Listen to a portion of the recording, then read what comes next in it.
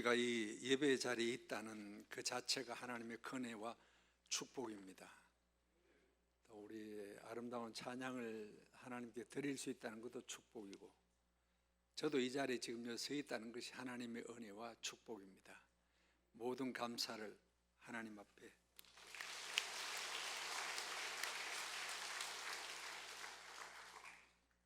성경에 보면 아주 극적인 장면들이 참 많이 나오죠. 최고의 극적인 사건 장면이라 그러면은 두말할 것 없이 예수님의 십자가 사건과 부활 사건일 것입니다.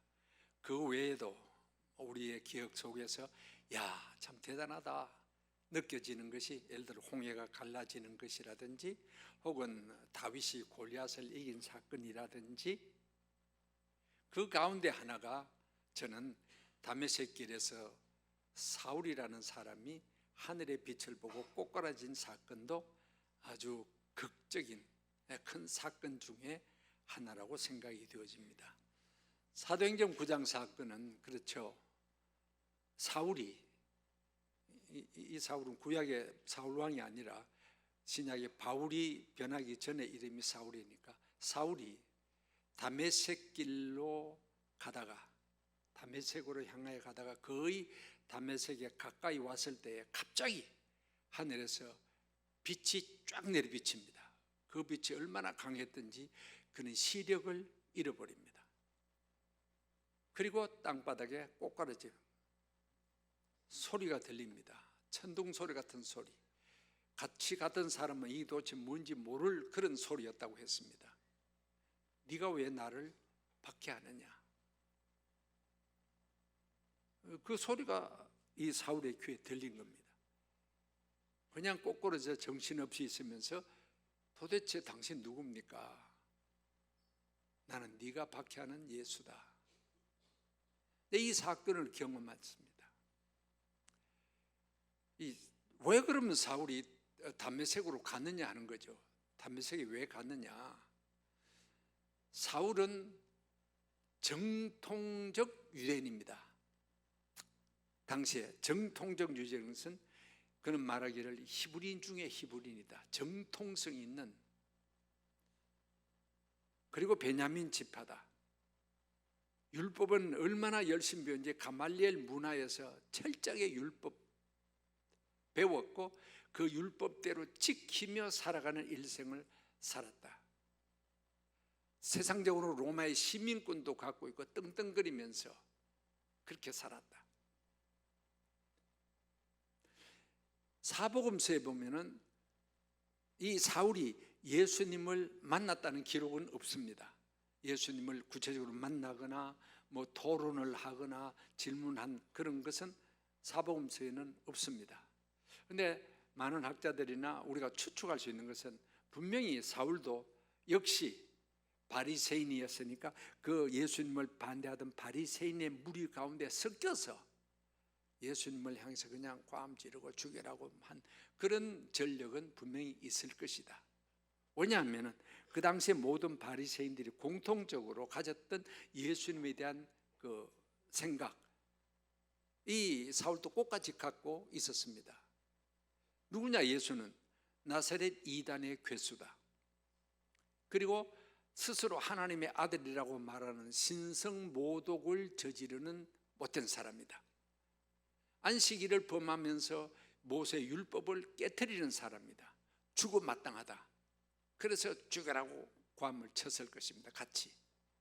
마침내 예수님이 십자가에 죽었습니다. 속이 시원했습니다. 이제 끝났다, 됐다. 그렇게 사울 역시 생각을 했습니다. 그런데 며칠 지나고 나니까 엉뚱한 소리가 또 들립니다. 그 죽었던 예수가 살았대. 부활했대. 그 당시 사울의 생각이 있을 수가 없는 이야기가 떠도릅니다. 근데 그를 따르던 많은 제자들이 예수 부활했단다, 예수님 다시 살아났단다, 만났단다, 막 이런 소문이 퍼지니까 이 사울이 견딜 수가 없는 겁니다. 이 형편없는 것들, 죽은 것도 모자라서 이제는 또 살았다고 거짓말을 해.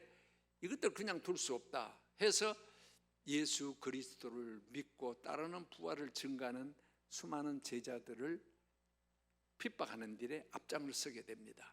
그래서 그 첫 사건이 사도행전 7장에 나오는 스데반을 돌로 쳐 죽일 때에 잘한다고 박수치면서 그 사람들의 옷을 지켜주고 그렇게 했던 전력이 있습니다. 8장에 가면은 그는 앞장서서 예루살렘의 시가지에 다니면서 이 부활을, 십자가 부활을 이야기하는 사람들을 막 잡아 가두었습니다. 그런데 소문이 들립니다. 이렇게 부활을 이야기하는 사람들이 예루살렘에 있을 뿐만 아니라 저 담메색은 시리아의 수도입니다. 예루살렘에서부터 230-40km 떨어진 먼 곳입니다. 거기도 역시 이 부활을 믿는 사람이 있고 부활을 증가하는 사람이 있단다. 요것들 그냥 둘 수 없다. 괘씸하게 다 잡아가야지 하고 대제사장이 공문을 하나 받아가지고 이 사람들을 잡아 가두기 위해서 멀리 담메색까지 가게 된 것입니다. 가다가 담메색 초입에서 꼬꾸라진 것입니다. 지금도 거기 가면은 사울이 꼬꾸라졌던 것을 사건을 기념하는 기념 예배당이 있습니다. 제가 가봤거든요.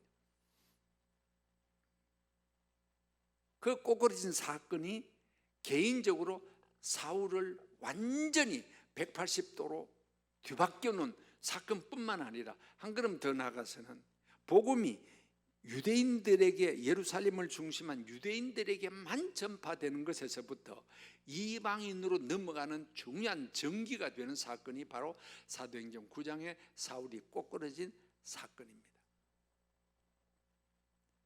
아까 읽었던 22장의 본문은 뭐냐 하면은 그가 변화되고 난 뒤에 우리 아는 대로 3번에 걸친 선교 여행을 다녔습니다. 복음을 전하는 선교 여행을 3번이나 다녔습니다. 그 여행을 다 마치고 로마로 가기 전에 예루살렘에 들리게 됩니다. 예루살렘에 딱 들어가서 누구에게 잡혔냐?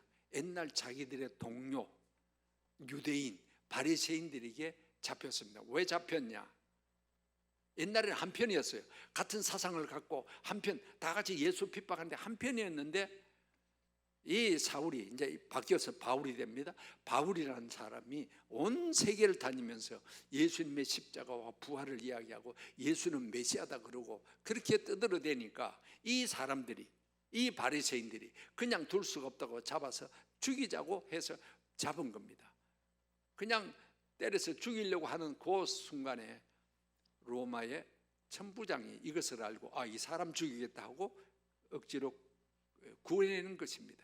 구해내서 우선 가다 놓고 좀 신문을 해보자. 이 사람이 무슨 죄가 있느냐 하고 가둬뒀는데 층계를 올라가면서 이 바울이 말합니다. 내가 말할 수 있느냐?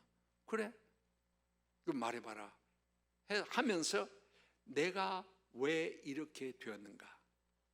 내가 왜 예수 그리스도의 십자가 부활을 이야기하며 예수를 메시아라고 이야기하면서 전 세계를 다니면서 이렇게 말하게 됐냐? 나도 옛날엔 당신들하고 똑같은 사람이었어. 똑같은 사상을 갖고 있어. 똑같은 율법주의자였어. 그러면서 자기가 변화된 사건을 변명 혹은 간증을 하는 것이 22장의 내용입니다. 이 내용은 역시 사도행전 9장의 내용과 같은 것입니다. 그런데 여기서 바울은 두 가지의 질문을 했다고 합니다. 사도행전 9장의 부활의 예수님 만나는 사이에 두 가지 질문을 예수님께 했다는 것입니다. 근데 이 두 가지 질문을 보면요, 어떻게 보면은 그 당시 사울이 했지만은 오늘 우리 모두가 해야 될 질문이다. 가장 신앙의 기본적인 질문이면서 동시에 가장 중요한 질문이다. 누구든지 이 질문을 해야 되고 이 대답을 듣고 이 말씀대로 믿고 살아야 된다는 중요한 질문이 두 가지인 것을 알게 됩니다. 오늘 이 두 가지 질문을 좀 더 생각해 보겠습니다. 첫째는 사울이 한 질문은 당신은 누구십니까? 하는 질문입니다. 하늘에서 빛이 비춰지고 네가 왜 나를 핍박하느냐 박해하느냐 했을 때 이 사울은 깜짝 놀랍니다. 이 도대체 이게 누구냐 이거. 내 인생을 가로막고 내가 가는 길을 가로막고 거꾸로 틀리고 내 계획을 무너뜨리고 하는 당신은 이 소리를 하는 당신은 도대체 누구냐? 예수는 누구냐는 것입니다. 네가 박해하는 예수다. 그 이야기를 들을 때요, 본문에 나타나지만 이 사울은 기절할 뻔했을 것입니다. 기절할 일이죠. 왜? 예수 십자가에 죽었다고 말하고 그것을 부활했다고 말하는 사람들이 거짓말쟁이라고 잡아 지금 가두려 가고 있는데, 그 예수가 진짜로 살아있어. 정말 부활했어. 기절할 일이 아닙니까 이거? 아마 사울은 그 당시 기절할 뻔했어. 이 무슨 세상에 이런 일이 있다면, 정말로 예수가 부활했다는 말이네, 정말 살아계신다는 말이네. 깜짝 놀란 겁니다.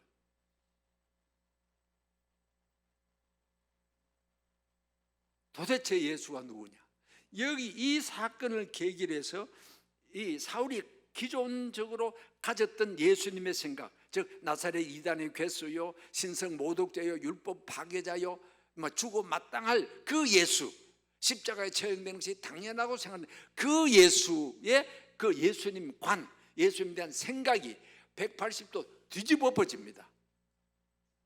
이 순간부터 시작해서 아라비아 광야에 3년 동안 묵상하면서, 말씀을 묵상하면서 완전히 달라져요. 예수는 도대체 누구냐? 예수는 메시아다는 겁니다. 예수님 하나님의 아들이라는 것입니다. 예수님은 부활하셨다는 것입니다. 기존 우리가 구원을 얻는 것은 율법을 지켜야 된다 하고 율법이 열심히 했는데, 그 율법 지켜서 되는 것이 아니라 이 메시아인 예수 그리스도를 믿음으로 말미암아 구원을 얻을 수 있다는 생각으로 완전히 뒤바뀌었다는 사실입니다. 당신은 도대체 누굽니까? 우리가 스스로 예수님은 과연 누구냐? 이 질문하고 대답을 들어야 되고 내가 고백을 해야 됩니다. 이것이 신앙이요, 가장 기본적인 겁니다. 마태복음 16장에서 예수님께서 가이사랴 빌보 가시다가 제자들이 물었습니다. 세상 사람들이 나를 누구라 하더냐? 엘리야입니다, 에레미다, 구약의 선지 중에 하나입니다. 너희들은 나를 누구라 생각하냐? 네가 생각하는 예수, 나는 도대체 누구냐? 유명한 베드로의 고백이 나오죠. 주는 그리스도시요 살아계신 하나님의 아들입니다. 그리스도입니다. 메시아 구주이십니다. 그리고 살아계신 하나님의 아들입니다.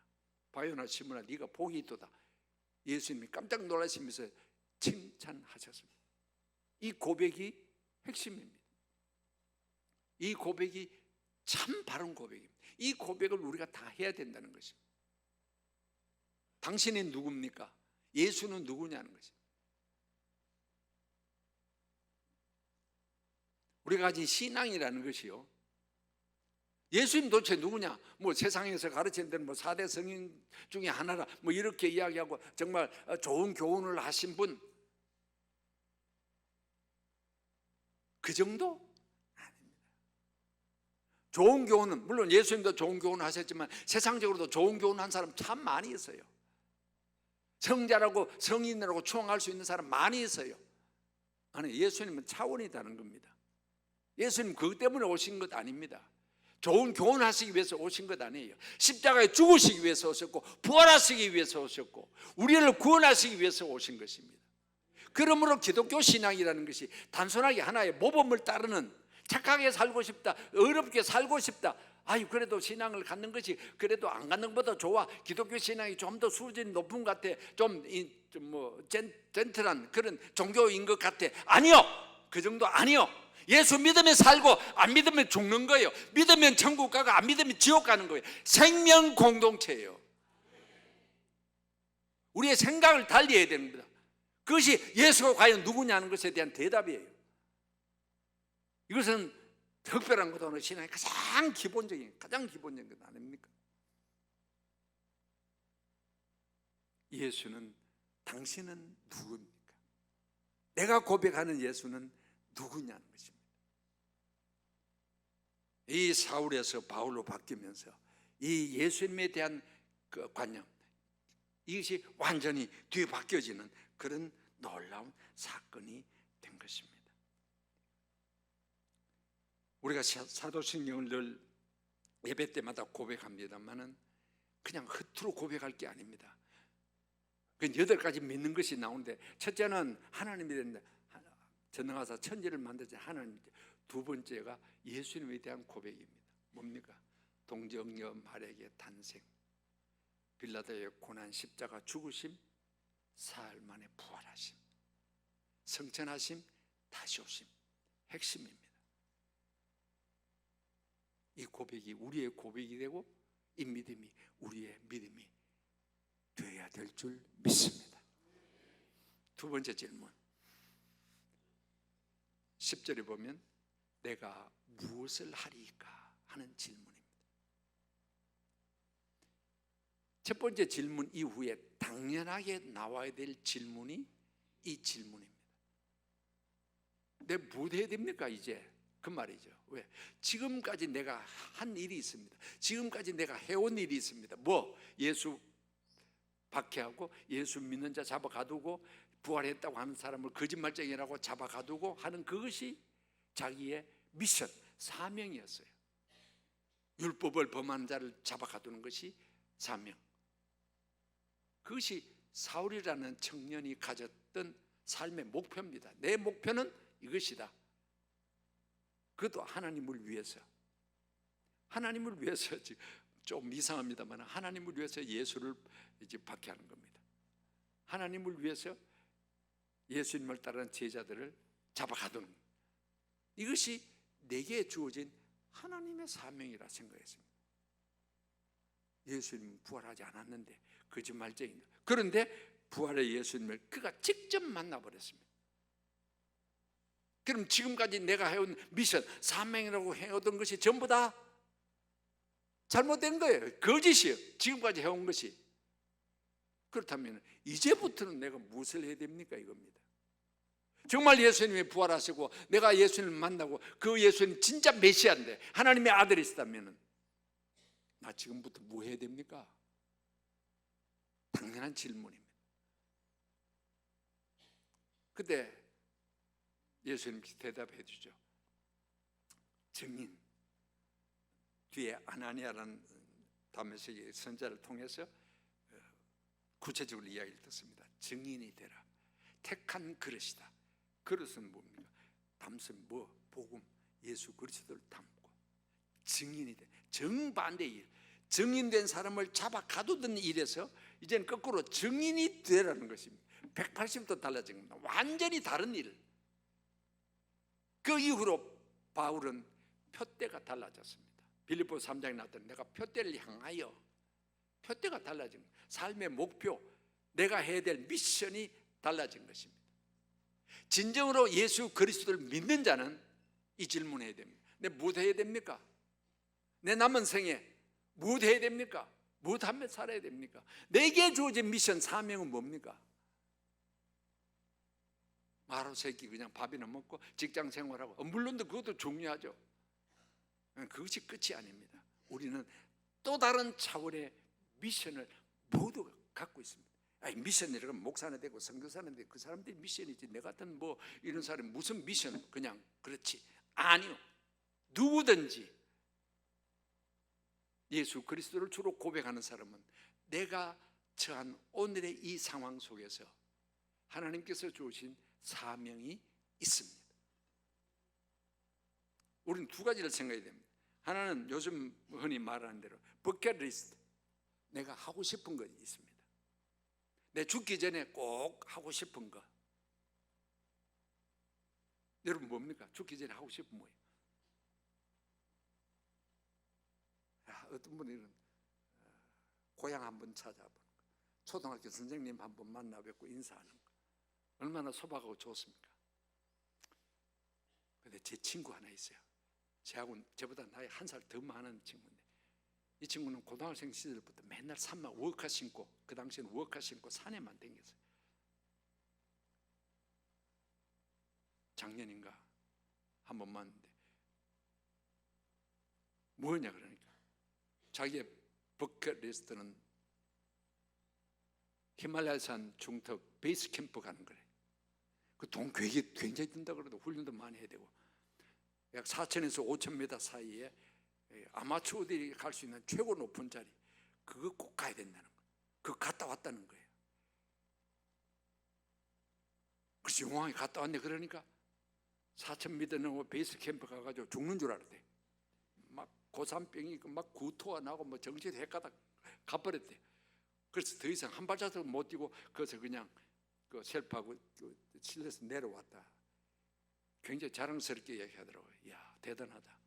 또 뭐 했는데 하니까 산티아고, 스페인 산티아고 순례길 거의 3, 40일 걸려서 가는 거기, 그것까지 스페인에서 비행기 타고 돈도 많이 들어요. 그거 갔다 왔다는 거예요. 이야, 그것도 참 대단하다. 그걸 다 하고 나니까 할 일이 없다는 거예요. 그럼 또 뭐 해야 돼? 또 그래서 또 뭐 했냐니까 서울 순례길이 있대요. 이걸 뺑글뺑글 서울 한 바퀴 돌면 도장 다 찍어줘가지고 그 완주했다. 그럼 또 뭐 했는데 제주도 순례길 다 한 바퀴 돌았대. 하여튼 걷는 데는 뭐가 도가 터진 것 같아요. 그까지 다 했대요. 물론 이 친구는 뭐 아프리카 가서 이제 농대를 낳게 돼 아프리카 가서 농업 지도도 하고 뭐 공직이 있고 뭐 좋은 일도 참 많이 했어요. 그런데 속으로 걷는 것만 해가지고 그게 다 되겠냐? 막 그것도 좋아요. 나쁜 건 아니죠. 좋죠. 근데 중요한 것은 내가 하고 싶은 것보다 더 중요한 것은 하나님께서 나에게 하라고 하신 겁니다. 내게 재능을 주시고 내게 모든 은혜와 은사와 달란트를 다 주셔놓고 야, 너 이거 하다가 와 천국.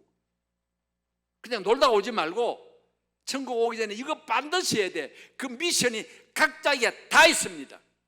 여러분에게 주어진 미션은 뭡니까? 응? 갑자기 무슨 목사님 미션은?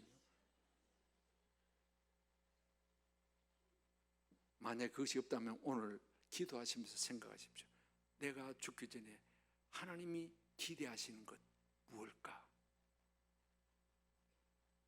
좁게는 교회 안에서 무엇을 해야 될까? 교회를 위해서 무엇을 해야 될까? 생각해 보십시오. 아무도 안 하는 사람이 있어요. 그러면 그보다 더 나쁜 사람은 교회를 해치는 사람이 있어요. 그게 미션입니까? 어떤 사람은 그게 사명이래. 우리 교회는 없습니다만 저 옆에 교회에 내가 그런 사람이 있다고 들었거든요. 교회를 위해서 내가 무엇을 해야 될까? 목사님 난 할 게 없습니다. 왜 할 게 없습니까? 시간을 들이세요. 기도하세요. 기도 중노동입니다. 여러분 교회를 위해서 기도 많이 하는 것 필요합니다. 달란트가 있어요? 섬기세요. 그거 가지고 아무것도 하지 말고 그런 게 아니라 내가 할 수 있는 것 섬겨야지. 물질이 있습니까? 바치세요. 요새는 뭐 70은 아무것도 아니라 그래요. 80, 90 막 그렇게 뭐 잔치를 한다고 자식들이 막 70은 해주지도 않는다 그래요. 80이 돼야 해주고 90이 돼야 좋아요. 얼마나 좋습니까? 자식들이 그냥. 그러나 잔치로 끝? 아니야. 그건 세상 사람들이 다 하는 거예요. 80 기념으로 뭐 할 겁니까? 교회를 위해서 뭐 할 겁니까? 90 기념으로 교회를 위해서 뭐 할 겁니까? 은혜라고 말한다면 하나님의 은혜로 내가 80을 살고 90을 살았다면 뭘 할 겁니까? 좀 뭘 해야 되지 않겠어요? 잔치상이나 받고 말겠어요? 아니잖아요. 꼭 80, 90 생일을 말하는 게 아닙니다. 어떤 얘기든지 전적으로 은혜를 안다면, 은혜라면 교회 안뿐만 아니라 세상 속에서, 세상으로 내가 그리스도인으로서 내가 무엇을 할 것인가, 그것을 생각하고 우리가 흔히 뭐 다 하나님 앞에 갈 것 아닙니까? 주어 계시록 14장 13절에는 행한 일이 따른다 했거든요. 그래서 상급을 성경은 많이 말하고 있습니다. 그런 생각해 보셨어요? 여러분? 내가 하나님 앞에 섰을 때 무슨 상급을 받을까? 무슨 성경에만 면류관 뭐 받을까? 생각해 보셨어요?